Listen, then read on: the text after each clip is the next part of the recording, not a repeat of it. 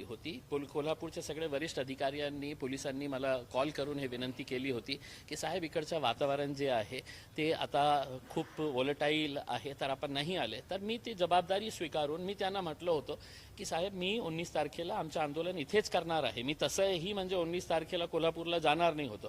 फक्त माझ्या त्यांना अंग्रेजीमध्ये लिहिलं होतं आणि ते जे प्रवृत्तीचे लोक आहे गुंड प्रवृत्तीचे त्यांना अंग्रेजी कळले नसेल म्हणून ते इम्तियाज जलील येणार आणि आलं तर आम्ही हे करणार ते करणार करके मी त्यांच्या अशा भपक्याला काही घाबरत नाही आहे. माझी जबाबदारी म्हणून मी तिथे जाणार नाही आहे. आता तुम्ही मी तिथे येऊ नये याच्यासाठी तुम्ही हे करता की इम्तियाज जलील नाही यायला पाहिजे. मग अजित पवार साहेब आज तिथे गेले, काय तुमचे ते वडील आहे का अजित पवार? तुमचे कोण आहे? तुमचे बाप आहे का? की ते येऊ शकते, इम्तियाज जलील येऊ शकत नाही?